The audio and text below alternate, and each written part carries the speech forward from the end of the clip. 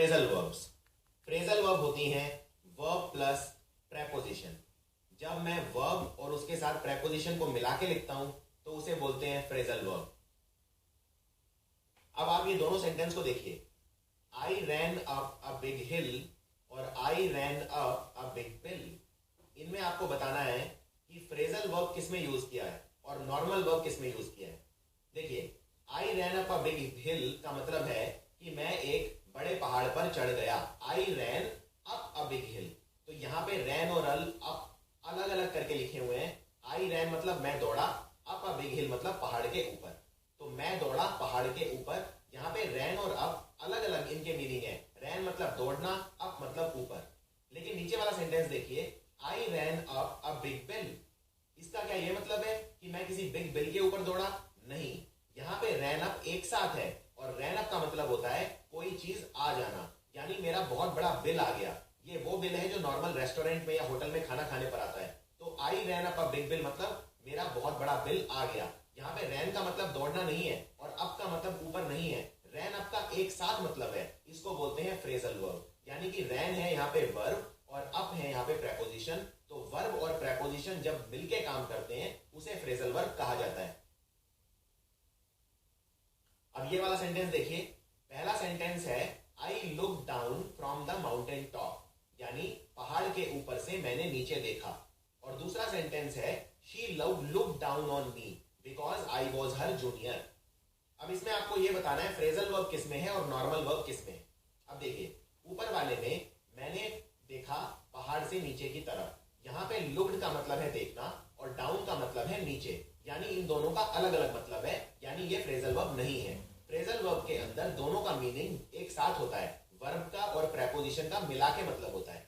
अब ये वाला देखिए, she look down on me. She look down on me का मतलब है उसने मुझे नीचा दिखाया, वो मुझे नीचा देखती है, वो मुझे अपने दर्जे का नहीं मानती। यहाँ पे लुक डाउन का मतलब ये नहीं है कि लुक मतलब देखना और डाउन मतलब नीचे। लुक डाउन एक साथ है और लुक डाउन का मतलब होता है किसी को नीचा देखना, अपने बराबर का ना समझना, उसको बोलते हैं लुक डाउन। तो लुक डाउन यहाँ पे फ्रेजल वर्ब है। अब फ्रेजल वर्ब हमेशा दो शब्दों की बनी होती है, दो से ज्यादा की भी हो सकती है। जनरली जो आपके एग्जाम में आएंगी वो दो शब्दों की बनी होंगी। जैसे एक फ्रेजल वर्ब है मेक अप। अब एक फ्रेजल वर्ब के एक से ज्यादा मीनिंग भी हो सकते हैं।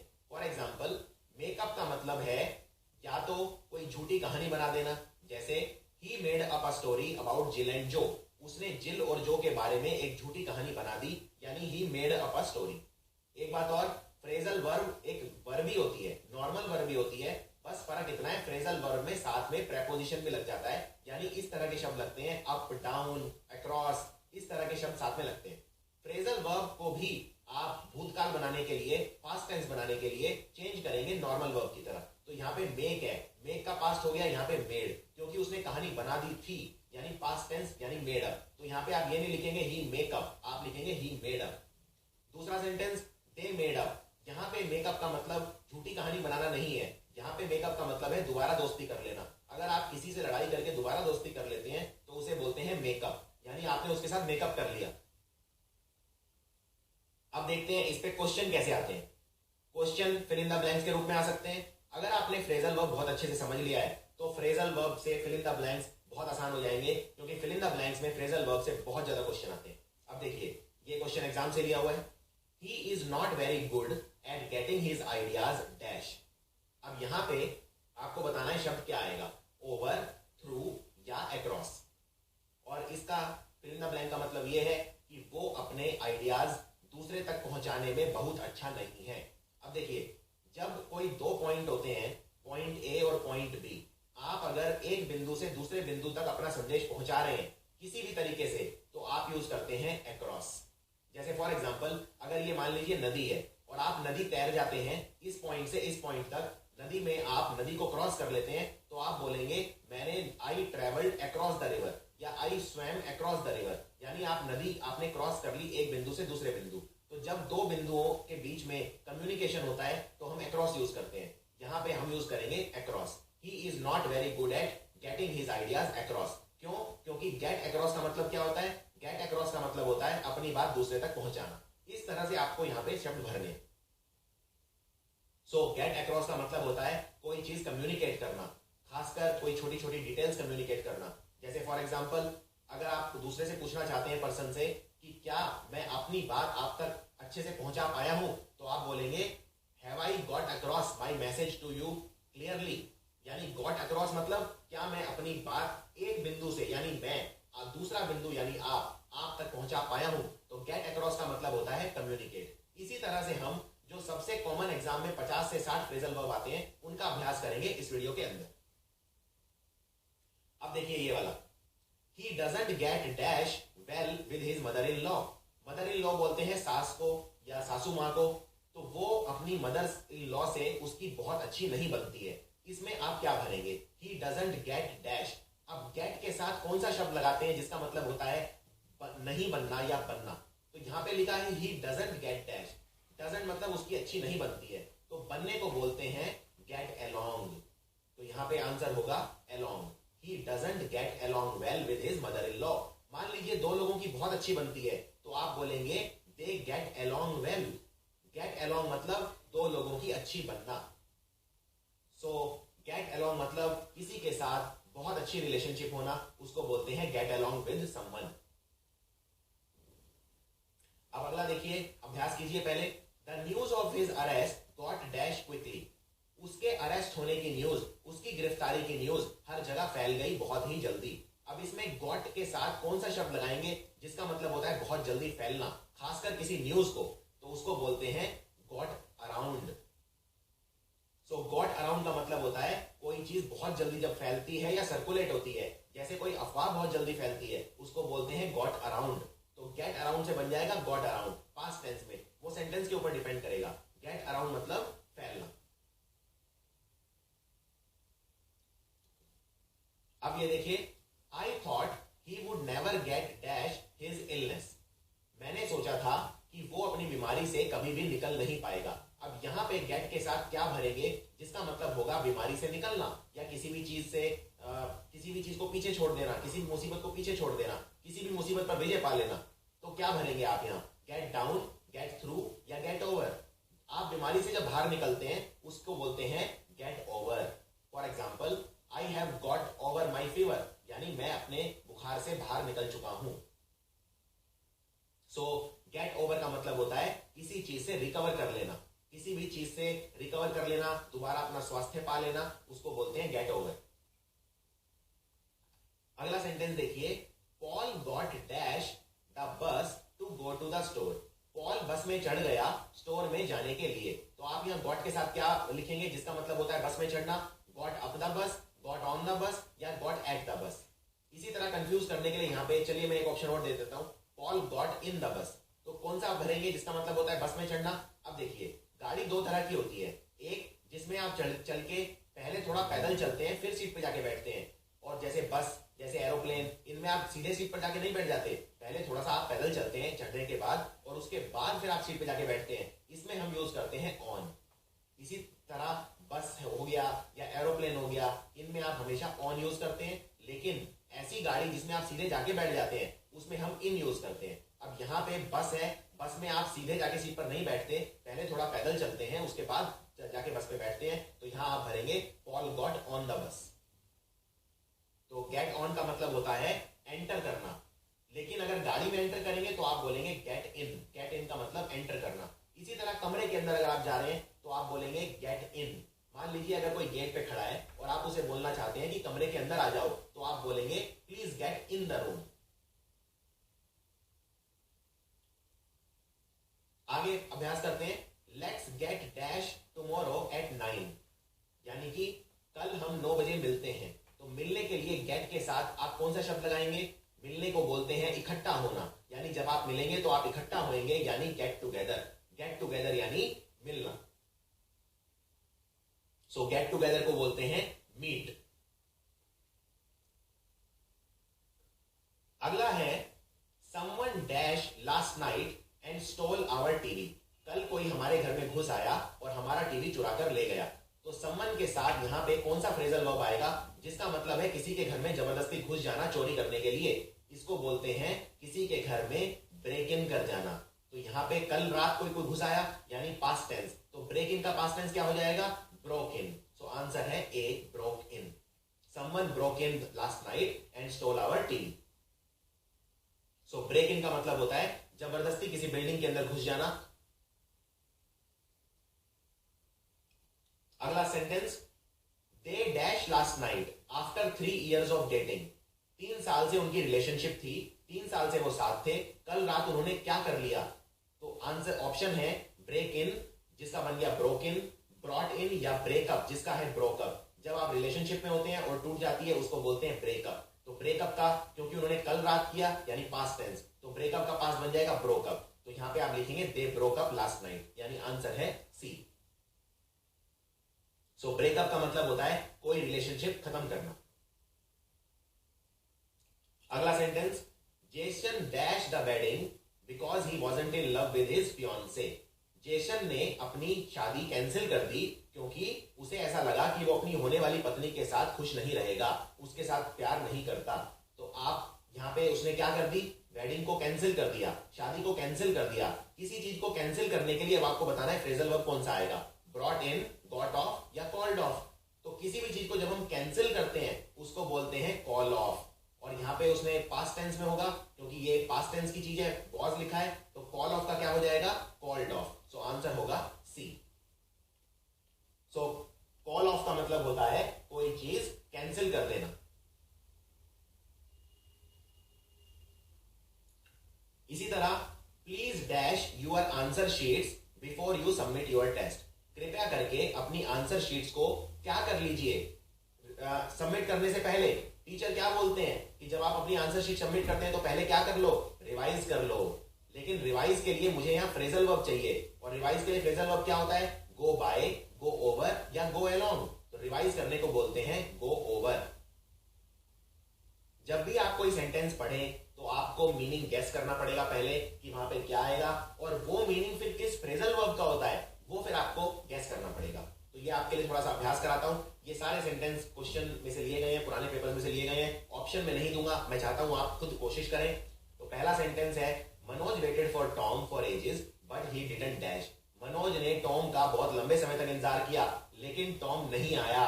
तो नहीं आने को बोलते हैं टर्न अप। तो आप बोलेंगे but he didn't turn up. Turn up मतलब जब आप कहीं पे पहुंचते हैं, कहीं पे जाते हैं, उसको बोलते हैं टर्न अप करना।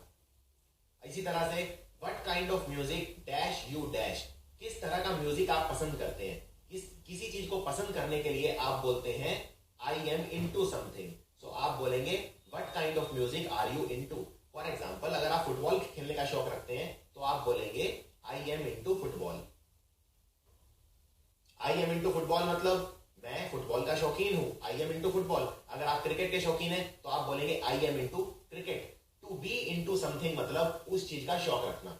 तो आप यहां पूछना चाहते हैं किस तरह का म्यूजिक आप पसंद करते हैं, यानी what kind of a music are you into. अगला फिल इन द ब्लैंक देखते हैं। अ फ्रेंड ऑफ माइन, मेरा एक दोस्त, dash just dash jogging in order to get fit. मेरे एक दोस्त ने अभी अभी जॉगिंग शुरू किया है फिट रहने के लिए। जब आप कोई नई चीज शुरू करते हैं तो उसके लिए फ्रेजल वर्ब क्या होता है? उसको बोलते हैं टेक अप। टेक अप मतलब कोई नई चीज शुरू करना। जैसे अगर मैं जिम ज्वाइन कर रहा हूं तो मैं बोलूंगा I have taken up gym. अगर मैं स्विमिंग ज्वाइन करता हूं तो मैं बोलूंगा I have taken up swimming. तो यहां पे आप भरेंगे a friend of mine has just taken up jogging. Take up मतलब कोई नई चीज लेना। अगला sentence, why don't we dash our computer in the study. यानी हम अपना कंप्यूटर स्टडी रूम में क्यों नहीं रख सकते। तो किसी चीज को रखना या किसी चीज को ऑर्गेनाइज करना उसको बोलते हैं सेटअप करना। तो why don't we set up our computer in the study room. अब आखिरी sentence, they were going to have a party last Saturday but dash at the last moment. वो पिछले सैटरडे को पार्टी करने वाले थे बट उन्होंने आखिरी मोमेंट पे क्या कर दिया। जब आप कोई निर्धारित चीज, कोई डिसाइड की हुई चीज नहीं करते तो उसको बोलते हैं बैक आउट। तो आप बोलेंगे but backed out at the last moment. जब आप कोई चीज रिवाइज करते हैं तो उसके लिए 2 शब्द यूज कर सकते हैं। एक तो मैंने बताया था गो ओवर, यानी किसी चीज को रिवाइज करना या रिव्यू करना। दूसरा आप गो थ्रू भी यूज कर सकते हैं जिसका मतलब होता है रिव्यू करना। अगला है please dash while I transfer you to the sales department. मान लीजिए आप कहीं पे फोन करते हैं, रिसेप्शनिस्ट फोन उठाती है तो वो आपको वेट करने को बोलती है, तो आप यहाँ पे बोलेंगे please wait while I transfer you to the sales department. वो आपको बोलेगी प्लीज वेट। तो वेट के लिए यहाँ पे कौन सा फ्रेजल वर्ब आ सकता है? गो ऑन, होल्ड ऑन या ट्राई ऑन। तो वेट के लिए क्या आता है? Hold on. तो यहां बोलेंगे please hold on while I transfer you to the sales department. So hold on का मतलब होता है थोड़े समय के लिए इंतजार करना। इसी तरह से ये देखिए, we dash of shampoo so I had to wash my hair with soap. मुझे शैम्पू खत्म हो गया था इसीलिए साबुन से अपने बाल धोने पड़े।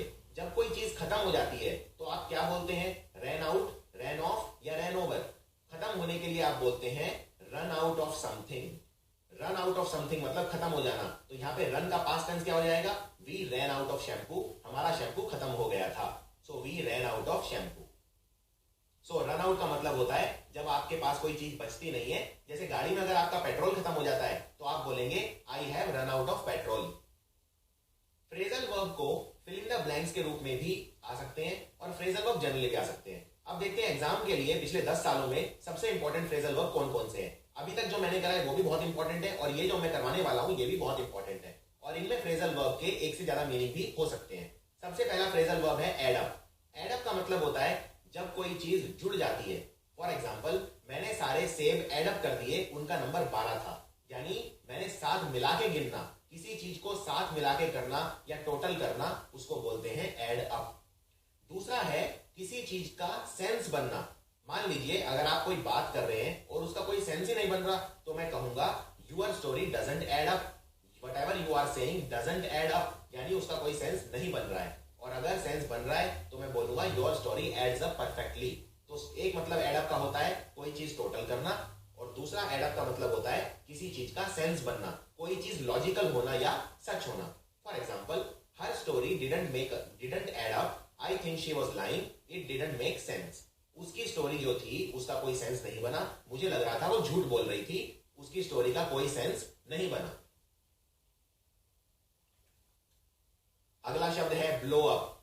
ब्लो अप के कई मीनिंग होते हैं। एक तो ब्लो अप का मतलब होता है किसी चीज को भरना, ब्लो करना यानी फुलाना। जैसे please could you blow up these balloons, क्या आप ये गुब्बारे मेरे लिए फुला सकते हैं। दूसरा ब्लो अप का मतलब होता है कोई चीज उड़ा देना। जैसे टेररिस्ट ने बॉम्ब से बिल्डिंग को उड़ा दिया तो आप बोलेंगे the building was blown up by a bomb by the terrorist. और तीसरा ब्लो अप का मतलब होता है बहुत ज्यादा क्रोधित हो जाना, गुस्सा हो जाना। जैसे when I said I couldn't go to her party she blew up. जब मैंने उससे कहा कि मैं उसकी पार्टी में नहीं जा पाऊंगा तो वो ब्लू अप हो गई। तो ब्लो अप का पास्ट बन जाएगा ब्लू अप, यानी वो गुस्सा हो गई। अगला शब्द है ब्रिंग अप। ब्रिंग अप के दो मीनिंग होते हैं। सबसे पहले ब्रिंग अप का मतलब होता है किसी बच्चे को बड़ा करना, किसी बच्चे को की परवाह करना, उसका पालन पोषण करना, उसे बोलते हैं ब्रिंग अप। जैसे अगर आप पूछते हैं आपकी ब्रिंगिंग अप कहां पे हुई, यानी आप बड़े कहां पर हुए, तो कोई कहेगा मैं तो बड़ा पाकिस्तान में हुआ, यानी मेरी ब्रिंगिंग अप लाहौर में हुई, मेरी ब्रिंगिंग अप दिल्ली के अंदर हुई। तो ब्रिंग अप मतलब किसी का ख्याल रखना, किसी को बड़ा करना, या जैसे बच्चे को बड़ा करना। For example, their grand parents brought them up because their parents were always travelling. उनके जो ग्रैंड पेरेंट्स हैं, जो दादा दादी हैं, उन्होंने उसे बड़ा किया क्योंकि उसके पेरेंट्स हमेशा काम पे बिजी रहते थे। और एक ब्रिंग अप का मतलब होता है कोई चीज के बारे में बात शुरू करना। For example, don't bring up the fight again, please fight शुरू मत कीजिए, फाइट कोई नई बात ऐसी मत कीजिए जिससे लड़ाई हो जाए। तो ब्रिंग अप का मतलब कोई नई बात कहना या कोई बात के बारे में कहना शुरू करना। So don't bring up this topic, मतलब इस टॉपिक के बारे में प्लीज बात मत कीजिए। अगला है कैरी ऑन। कैरी ऑन का मतलब होता है कोई काम लगातार करते रहना। अगर आप कोई काम कर रहे हैं और उसे करते जा रहे हैं, मतलब आप कैरी ऑन कर रहे हैं। For example, sorry I interrupted, carry on talking. Sorry मैंने आप में दखलंदाजी की, आप प्लीज कैरी ऑन करिए अपनी टॉकिंग। अगला है कम अक्रॉस। कम अक्रॉस का मतलब होता है जब आप किसी पर्सन की कोई पर्टिकुलर क्वालिटी खोज लेते हैं, उसको बोलते हैं कम अक्रॉस। या मान लीजिए कोई पर्सन है, उसका कोई पर्टिकुलर इंप्रेशन आप पे है, तो वो come across. For example, Julia came across as a hypocrite. जब जूलिया मुझसे मिली तो वो कैसी नजर आई मुझे? हाइपोक्राइट, यानी कि निंदा के योग्य। वो वो जो कह रही थी और जो कर रही थी उसमें बहुत फर्क था, यानी वो हाइपोक्राइट थी, जैसी वो दिखती थी वैसी नहीं थी। यानी एक पर्टिकुलर किसी का इंप्रेशन बाहर निकल के आना, उसको बोलते हैं कम अक्रॉस। और दूसरा कम अक्रॉस का मतलब होता है जब आप भाग्य से किसी से मिल जाएं, जैसे किसी से आप जा रहे हैं और अचानक टकरा गए, यानी कोइंसिडेंस जब हो जाए, उसको बोलते हैं come across. For example, Louis was leaving the fruit shop when he came across Tom, what a coincidence. Louis फलों की दुकान पर जा रहा था, तभी अचानक टॉम मिल गया उसे, यानी भाग्य से किसी से मिल जाना, उसको बोलते हैं कम अक्रॉस। अगला शब्द है फॉल अपार्ट। फॉल अपार्ट का मतलब, इसके भी दो मीनिंग है। पहला मतलब होता है फॉल अपार्ट का, कोई चीज टूट जाना, बहुत सारे पार्ट्स के अंदर बहुत सारा विभाजन हो जाना। जैसे फॉर एग्जांपल, मेरा केक नीचे गिर गया जब मैंने उसे काटने की कोशिश की, यानी वो टूट गया। जैसे कई बार आप अगर केक काटने की कोशिश करते हैं तो वो प्रॉपर नहीं कटता, वो टूट जाता है, बिखर जाता है। सो आप बोलेंगे माई cake fail apart. Fail apart मतलब कोई चीज बिखर जाना या टूट जाना। दूसरा फेल अपार्ट का मतलब होता है कोई रिलेशनशिप खत्म हो जाना, या रिलेशनशिप खत्म होने के बाद अगर बहुत ज्यादा आपको दर्द होता है, उसको बोलते हैं fail apart. For example, after the divorce she fail apart. Divorce के बाद शी फेल अपार्ट मतलब उसे बहुत ज्यादा शारीरिक या मानसिक पेन हुआ, तनाव हुआ। अगला है गेट अवे। गेट अवे बहुत ज्यादा एग्जाम में आता है। गेट अवे के तीन मतलब होते हैं। सबसे पहला गेट अवे का मतलब होता है जब आप किसी जगह से दूर चले जाते हैं तो आप गेट अवे हो जाते हैं। जैसे I can not wait to get away from the city. मैं शहर से बाहर जाने का इंतजार नहीं कर सकता, यानी मैं बहुत ज्यादा जाना चाहता हूं शहर के बाहर। So I can not wait to get away. Get away मतलब दूर जाना। दूसरा गेट अवे का मतलब होता है पनिशमेंट से बच जाना। For example, the thieves manage to get away in a stolen car, यानी भाग जाना, उसको बोलते हैं गेट अवे। गेट अवे का मतलब एस्केप कर जाना। फॉर एग्जाम्पल, चोर जेल तोड़ के भाग गया तो आप बोलेंगे the thief manage to get away from the prison. और तीसरा मतलब होता है गेट अवे का, जैसा मैंने बताया, पनिशमेंट से बच जाना, उसको बोलते हैं गेट अवे।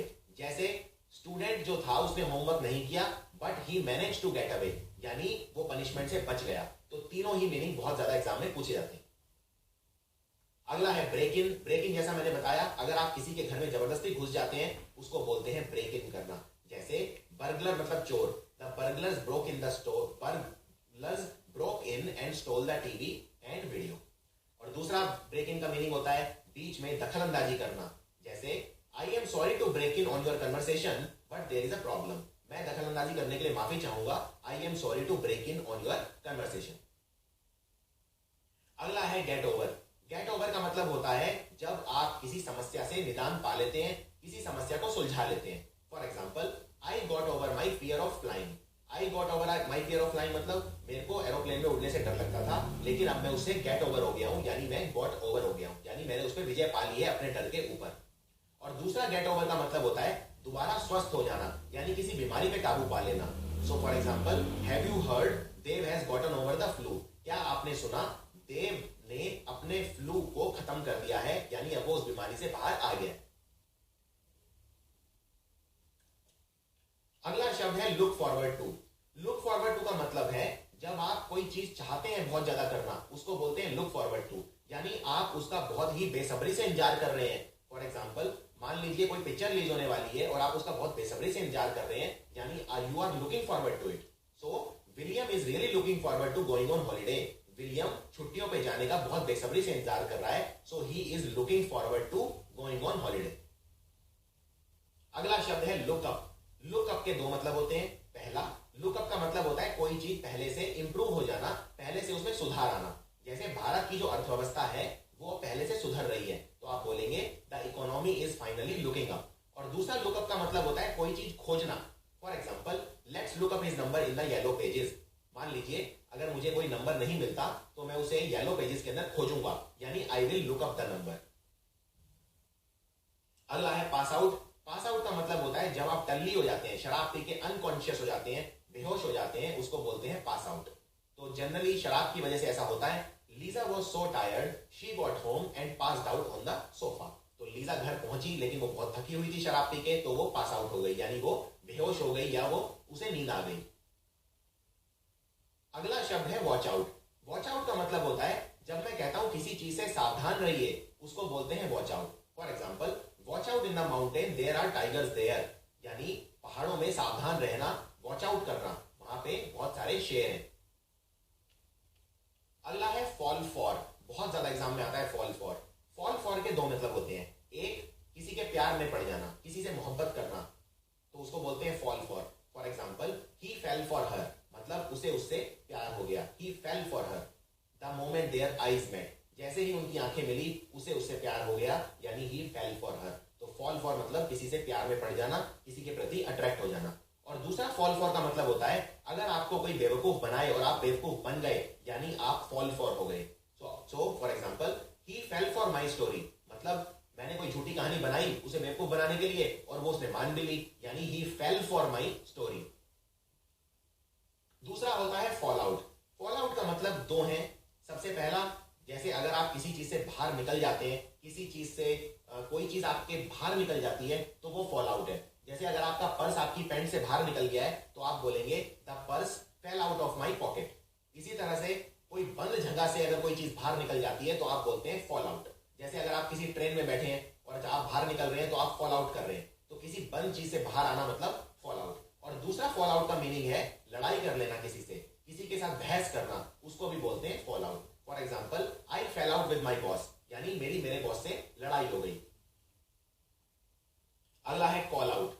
कॉल आउट का मतलब होता है किसी पे इल्जाम लगाना, किसी का नाम लेना, उसको बोलते हैं कॉल आउट। जैसे he called them out over awarding contracts to family members, उसने उनका नाम लिया, उस पर इल्जाम लगाया कि उन्होंने जो कॉन्ट्रैक्ट दिए अपने ही परिवार के सदस्यों को दे दिए, यानी किसी को एक्सपोज करना, किसी को बेनकाब करना, किसी पे इल्जाम लगाना, उसको बोलते हैं कॉल आउट। अगला है कॉल ऑन। कॉल ऑन का मतलब होता है मदद मांगना, उसको बोलते हैं call on. For example, the president called on the wealthy countries for financial aid after the floods destroyed much of the countries agriculture. जो हमारे देश के राष्ट्रपति हैं, उन्होंने जो अमीर देश हैं, पश्चिमी देश हैं, उनसे फाइनेंशियल मदद मांगी, यानी the president called on the wealthy countries. अगला है पुट ऑफ। पुट ऑफ का मतलब होता है कोई चीज पोस्टपोन करना, यानी उसमें रुकावट आ जाए। जैसे मान लीजिए मीटिंग 5 बजे है लेकिन बॉस समय पे नहीं आ पाया तो मीटिंग पुट ऑफ हो जाएगी कुछ घंटों के लिए, यानी बाद में होगी। पोस्टपोन करने को बोलते हैं पुट ऑफ और कैंसिल करने को बोलते हैं कॉल ऑफ।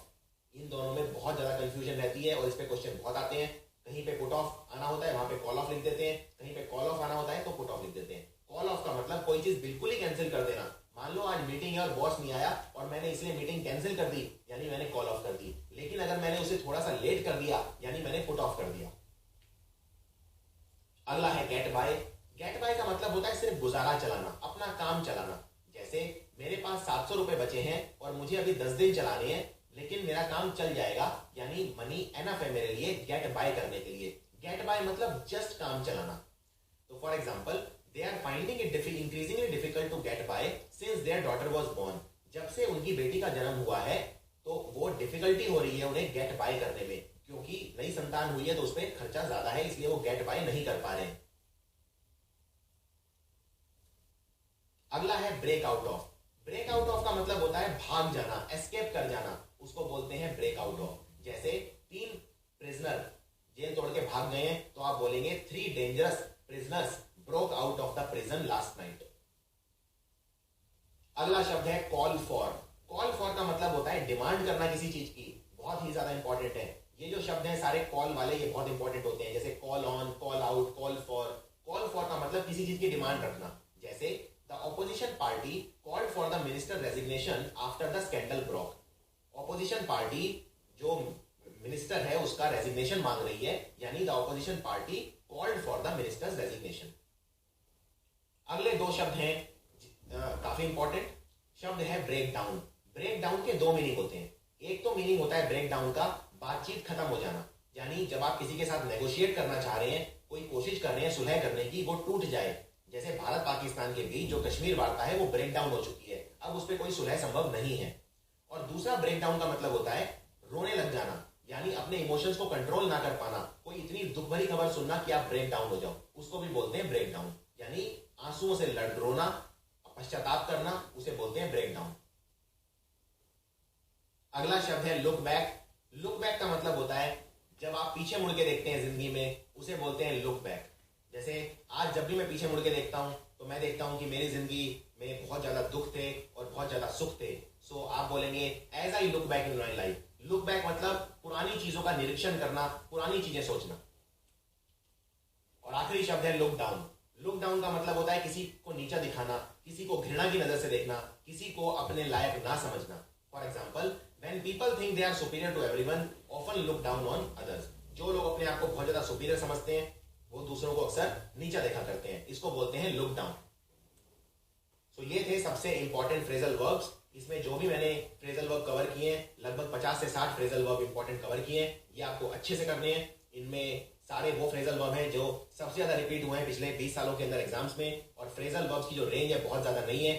जो रिपीट होने वाले शब्द हैं वो अक्सर यही रिपीट होते हैं। इनकी अच्छे से आपको प्रैक्टिस करनी है। फ्रेजल वर्ब अगर आपका अच्छा होगा तो fill in the blank solve करने में आपको काफी आसानी होगी।